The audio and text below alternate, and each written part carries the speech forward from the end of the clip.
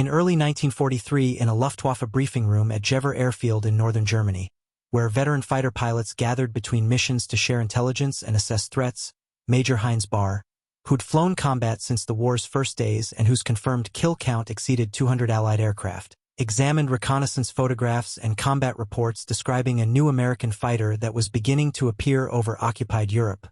the North American P-51 Mustang. The photographs showed a sleek aircraft with laminar flow wings and an Allison inline engine, and the combat reports indicated excellent low-altitude performance but significant power loss above 15,000 feet. And Bahr shared these findings with other experienced pilots who gathered around the briefing table, and someone made a dismissive comment about American designers still not understanding that air superiority was won at altitude, that any fighter unable to perform above 20,000 feet was strategically irrelevant regardless of its low-level capabilities, and others agreed because their experience supported this assessment.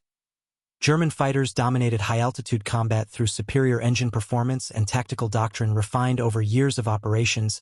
and American attempts to challenge this dominance had consistently failed, had resulted in bomber losses that sometimes reached catastrophic levels, had confirmed German confidence that the Luftwaffe controlled the air above the Reich and would continue controlling it because Americans didn't seem to understand what was required to fight effectively at the altitudes where strategic air warfare happened. The phrase whispered among German pilots, "The Americans still don't understand air war," reflected genuine belief built on genuine success. They'd been shooting down American bombers and their escorts for months, had been winning battles at ratios that validated their tactics and their aircraft, had been demonstrating that daylight strategic bombing without adequate fighter escort was suicide, and the early Mustang's altitude limitations seemed to confirm that American designers still prioritized the wrong capabilities, still built fighters that might excel at ground attack or low-level operations but couldn't compete where air superiority was actually contested, and so German pilots examining those reconnaissance photographs and combat reports dismissed the Mustang as another American attempt to solve problems they didn't understand, another aircraft that would be easy prey once Luftwaffe fighters engaged it at operational altitudes, and this dismissal would be remembered later as the moment when German confidence became fatal overconfidence, when they failed to recognize that American engineering and doctrine were learning from failure, when they underestimated how quickly Americans could adapt and iterate and transform an inadequate aircraft into the weapon that would break the Luftwaffe's back and establish air superiority over Germany. The human cost that drove American urgency to solve the escort problem was measured in bomber crews who flew missions knowing their survival odds decreased with each deep penetration into German-controlled airspace, measured in the catastrophic losses of October 1943's Black Week, when over 600 American airmen were killed or captured in a series of raids that demonstrated how vulnerable unescorted bombers were to coordinated fighter attack, measured in the gap of death that existed between where American escort fighters had to turn back due to fuel limitations and where German fighters waited to attack bomber formations that were suddenly unprotected, measured in the psychological weight on crews who understood that doctrine required them to fly straight and level through flak and fighter attacks while maintaining formation discipline that prioritized bombing accuracy over evasive maneuvers, and this cost was unsustainable both tactically and politically because bomber losses at current rates would destroy American strategic bombing capability before it could achieve meaningful results, would force either abandonment of daylight operations or fundamental changes in doctrine that would acknowledge failure of the strategic concepts that had driven American air power development, and neither option was acceptable to commanders who'd committed to daylight precision bombing as the way to destroy Germany's industrial capacity and win the war. So the problem became simple even if the solution wasn't. Find a way to escort bombers all the way to targets deep in Germany and back, find a fighter that could fly 500 miles, fight at 25,000 feet for extended periods, and return without running out of fuel. Find this fighter quickly because every week without it meant hundreds more casualties. Find it or admit that strategic bombing doctrine had been wrong and that American airmen had been dying to prove an unworkable concept. The P-51 Mustang in its original configuration with the Allison V1710 engine was excellent at what it did but couldn't do what strategic bombing required. It could fly fast at low altitude, could maneuver effectively in ground attack roles, could serve as reconnaissance platform where high-altitude performance didn't matter, and early operational testing had confirmed these capabilities while also confirming its fundamental limitation that above 15,000 feet the Allison engine lost power progressively, lost performance in the exact altitude band where bomber escort combat happened, lost effectiveness where German fighters operated with confidence, and this limitation meant the early Mustang was useful for tactical roles but irrelevant for strategic escort, was praised by pilots who flew it at low level but dismissed by planners who needed high-altitude capability, was an aircraft that seemed close to being what was needed but wasn't actually useful for the mission that mattered most, and British and American evaluation pilots who tested it provided consistent feedback. Excellent airframe, wrong engine, potential greatness if the propulsion problem could be solved, but currently unable to perform the mission that would determine whether strategic bombing succeeded or failed. The Germans who encountered early Mustangs in combat confirmed this assessment from the opposite perspective. At low altitude, the Mustang was dangerous, could match or exceed German fighter performance, could be threat if encountered below 10,000 feet, but at high altitude it was easy prey, could be outclimbed and outrun by German fighters, could be ignored or destroyed at will. Once Luftwaffe pilots recognized what they were facing, and this experience reinforced German confidence that American fighter development lagged German capability, that Americans were still building aircraft for the wrong requirements, that the Luftwaffe's altitude advantage would persist because American designers apparently couldn't or wouldn't build fighters optimized for high-altitude combat. And so early Mustang encounters became data points supporting German assumptions rather than warnings about potential threats, became evidence that justified dismissing American attempts to achieve air superiority rather than recognizing that American doctrine was adaptive and that engineering solutions were being developed that would transform the Mustang from an interesting but limited fighter into the aircraft that would destroy the Luftwaffe as an effective fighting force. The decision to mate the Mustang airframe with the Rolls-Royce Merlin engine was engineering rather than inspiration,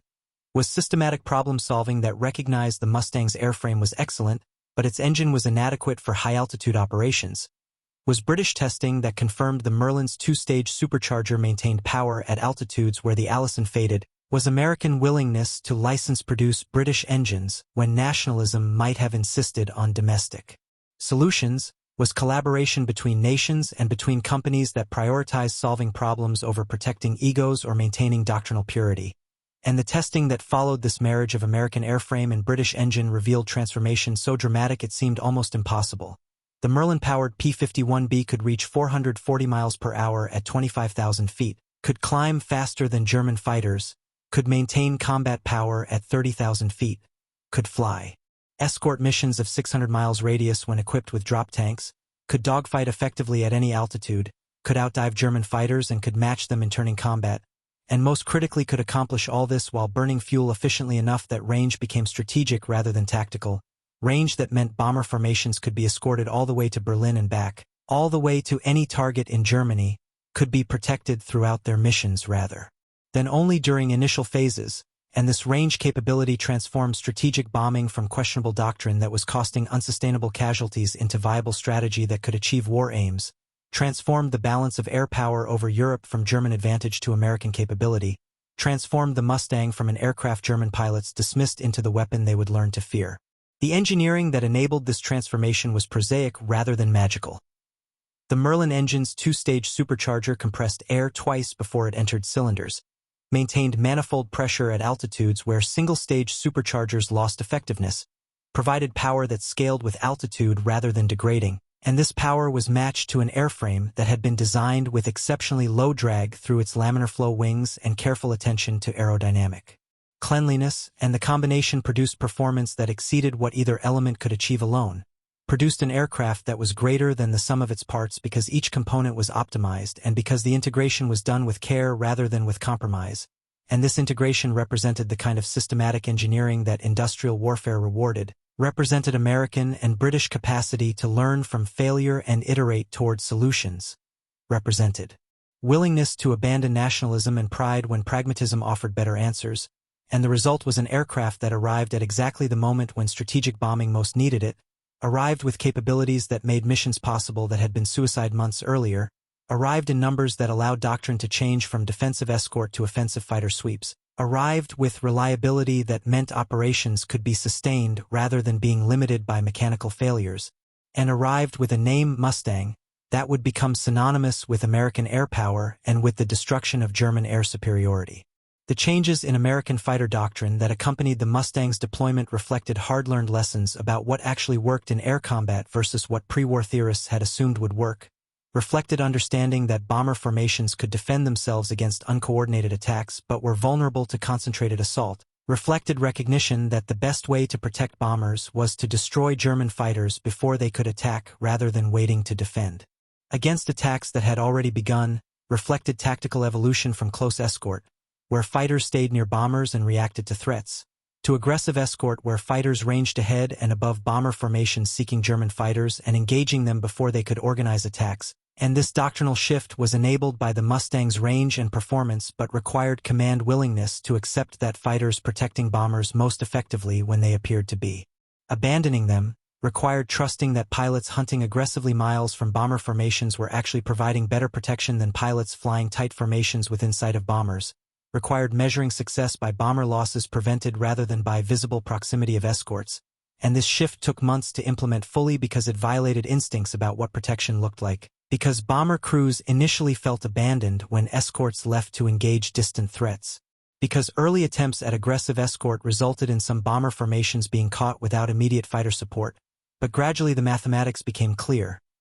Bomber losses decreased when escorts destroyed German fighters before they could attack, decreased when Luftwaffe pilots were forced to fight American fighters rather than being able to concentrate on bomber formations, decreased when German pilots had to worry about their own survival rather than being able to focus entirely on attacking bombers, and this decrease in losses validated the doctrine even when it looked wrong, even when escorts weren't visible, even when the protection they provided was invisible because it prevented attacks that never happened rather than defending against attacks in progress. American pilots flying Mustangs discovered they had aircraft that could fight German fighters on equal or better terms, could choose when to engage and when to disengage, could pursue fleeing German fighters rather than watching them escape, could maintain combat power at any altitude where combat occurred, and this capability produced confidence that manifested in aggressiveness, in willingness to seek combat rather than avoiding it, in tactical initiative that forced German pilots into reactive postures, in psychological advantage that compounded with material advantages to create situations where American pilots expected to win engagements while German pilots increasingly expected to lose them,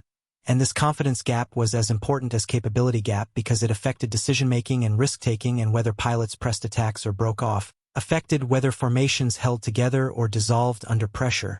affected whether air forces could sustain operations, or had to conserve forces and avoid combat. And the Mustang gave American pilots the confidence that came from knowing their aircraft was as good or better than anything they'd face, from knowing they could survive mistakes that would be fatal in lesser aircraft, from knowing that their service was properly maintaining their equipment and that their training had prepared them adequately, and this confidence built on itself through successful missions and through survival and through the simple fact that they were winning, were achieving air superiority, were making German-controlled airspace increasingly dangerous for German fighters rather than for American bombers. March 6, 1944, was the day the strategic air war turned decisively, was the day when 658 American heavy bombers struck Berlin escorted by 801 fighters including 209 P-51 Mustangs, was the first time American fighters appeared over Berlin in force, was the first time German defenders encountered American escort formations that could fight effectively at operational altitudes over the Reich's capital,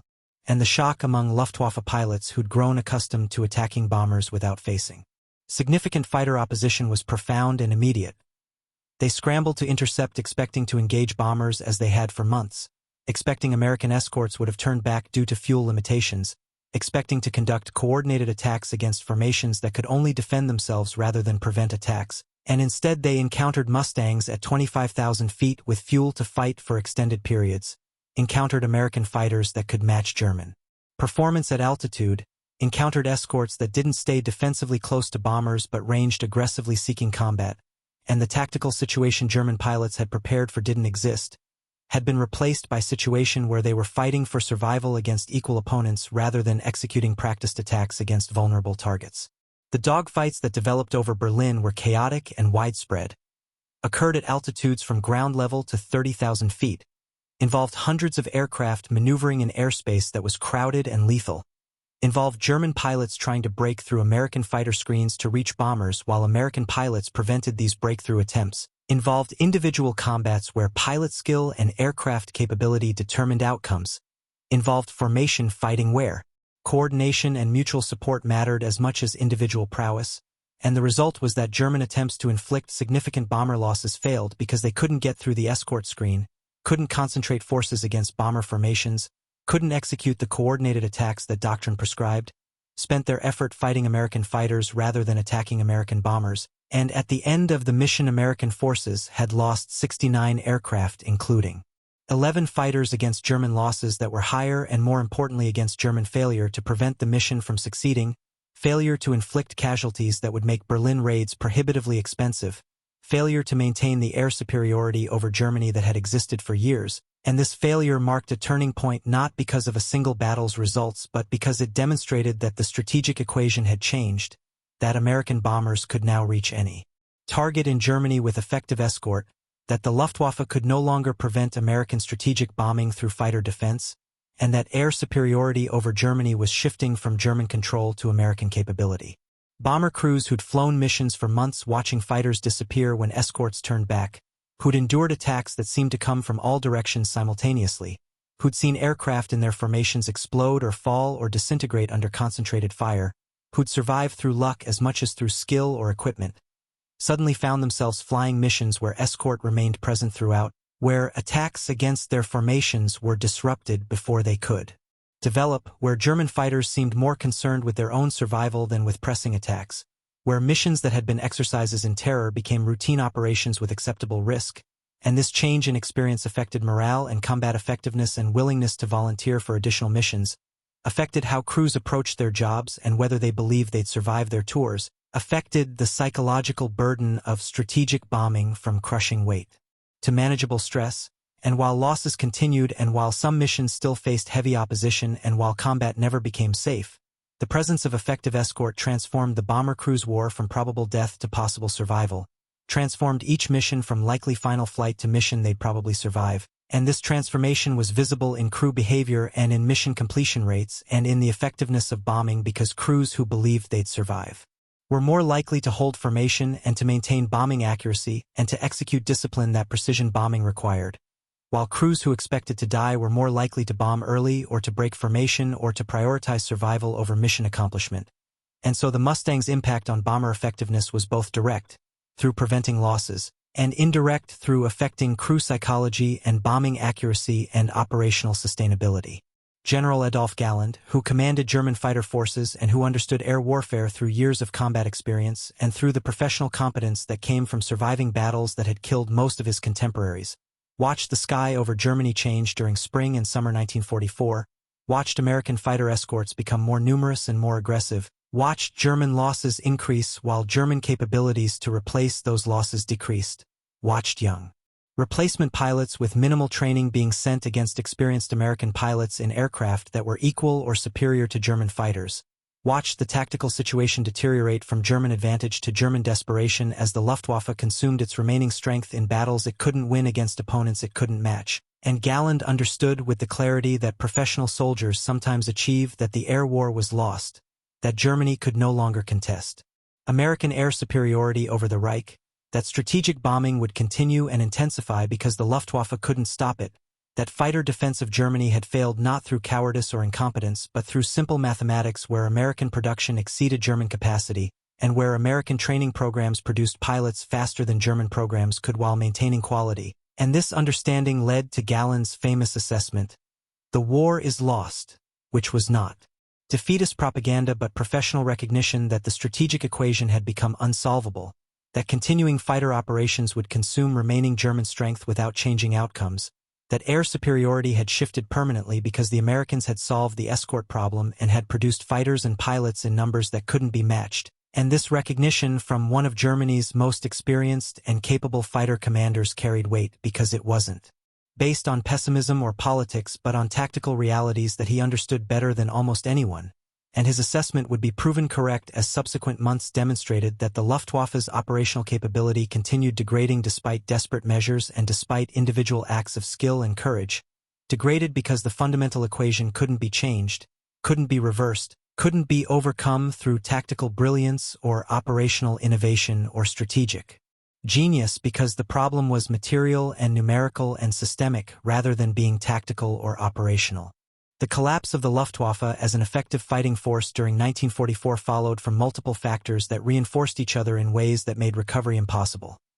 Pilot attrition exceeded replacement capacity because training programs couldn't produce qualified pilots at rates that matched combat losses. couldn't maintain quality while increasing quantity, couldn't give new pilots the hundreds of training hours that pre-war pilots had received, and so replacement pilots arrived at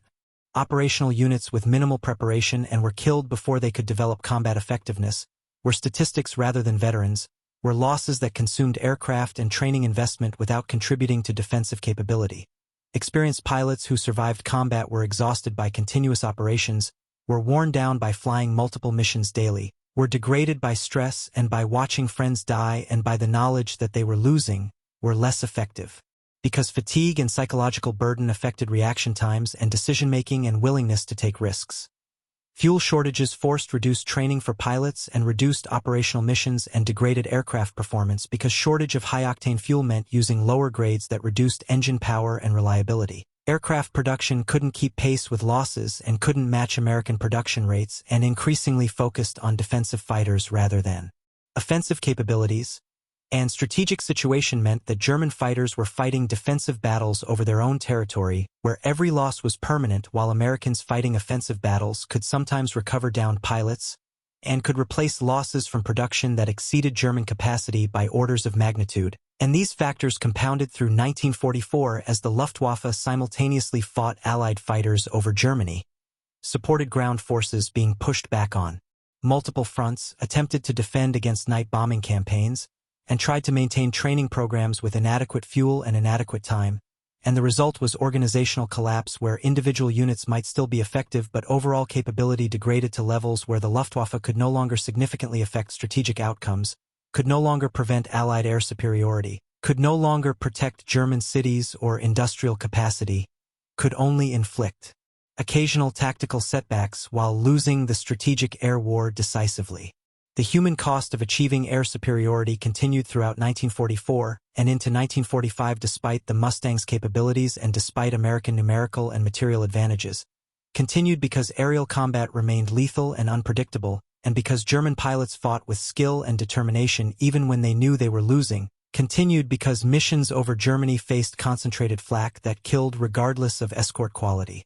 continued because mechanical failures and weather and simple accidents claimed aircraft and crews, continued because achieving air superiority required continuous operations against an enemy that was degraded but not destroyed, that could still concentrate forces for local superiority, that could still achieve tactical successes even while losing strategically, and so American losses mounted even as German losses mounted faster, mounted in ways that were statistically acceptable but individually tragic, mounted among bomber crews and fighter pilots and reconnaissance aircraft and all the supporting personnel who made strategic bombing possible, and every loss was someone who wouldn't go home, was family that would receive telegrams, was potential that would never be realized, was life ended before it should have ended, and these costs were paid because strategic bombing doctrine said they had to be paid, because winning the war required destroying German industrial capacity, because air superiority was prerequisite for eventual invasion and victory, because there was no alternative that cost less. And so the missions continued and the losses continued and the cumulative weight of casualties mounted into thousands and then tens of thousands, and the Mustang reduced these losses by protecting bombers and by achieving air superiority and by making missions possible that would have been suicide earlier, but reducing losses wasn't the same as eliminating them, wasn't the same as making operations safe, was just making missions survivable enough that they could continue, survivable enough that strategic bombing could achieve its objectives, survivable enough that the strategy could work even though the cost remained high. The P-51 Mustang's role in shortening World War II in Europe can't be precisely quantified because history doesn't offer controlled experiments, doesn't show what would have happened without the Mustang, doesn't allow comparing actual timeline with counterfactual alternatives. But the causal logic is clear even if the magnitude is uncertain. Strategic bombing became significantly more effective once bombers could be escorted throughout their missions, became more effective because bombers that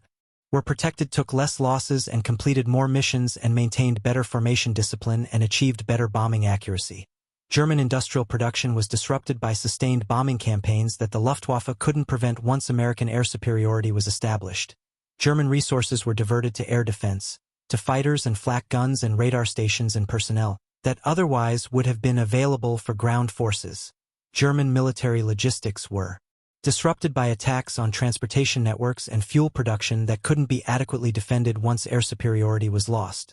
And the eventual invasion of France was made possible by air superiority that prevented effective German air opposition, and that allowed close air support for ground forces, and each of these effects shortened the war by some amount that can't be precisely measured, but that was certainly significant.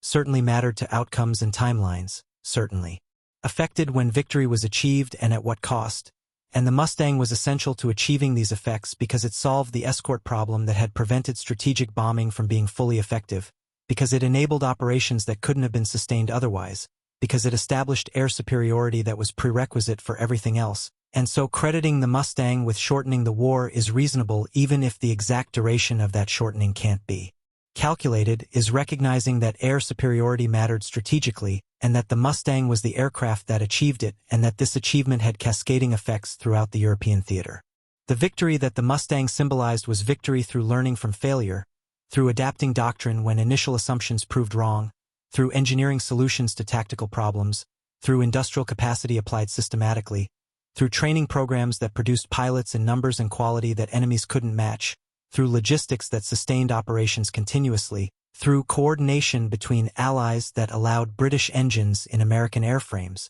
through commanders willing to change doctrine when evidence showed it necessary, through pilots willing to trust new aircraft and new tactics, through maintainers keeping aircraft flying under difficult conditions, through all the unglamorous systematic work that industrial warfare required. And the Mustang was symbol of this systematic approach because it represented adaptation rather than initial genius, represented iteration toward solutions rather than perfect first attempts, represented willingness to acknowledge problems and fix them rather than insisting initial designs were adequate, represented collaboration between nations and between services and between military and civilian organizations, represented industrial capacity that could produce thousands of aircraft with consistent quality, represented training systems that could produce pilots to fly those aircraft effectively, represented maintenance networks that could keep them operational, represented logistics that could supply fuel and ammunition and spare parts wherever operations required them, and all of this was less dramatic than individual heroics but more important strategically,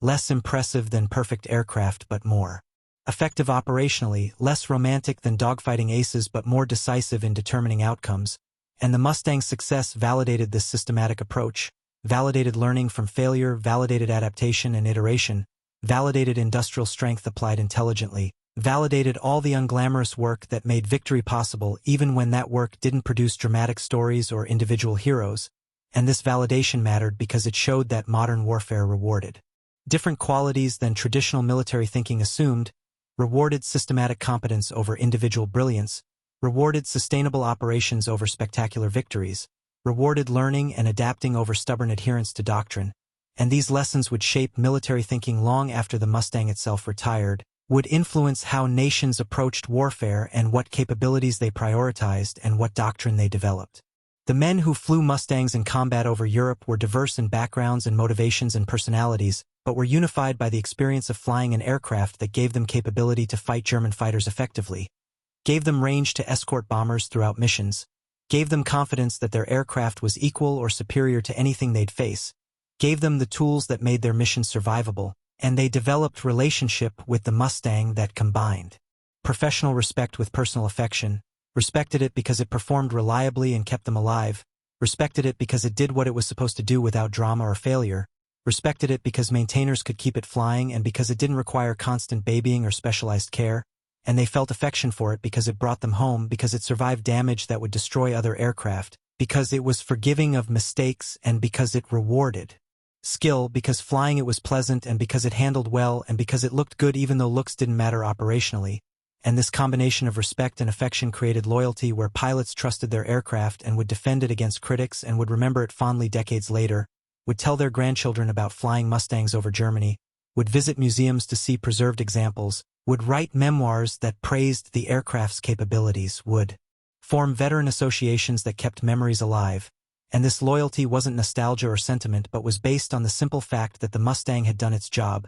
had been the right aircraft at the right time, had solved problems that nothing else solved, had enabled victory when victory had seemed uncertain, and pilots who survived combat remembered the aircraft that had made survival possible, remembered it with gratitude and respect and the understanding that machines matter in ways that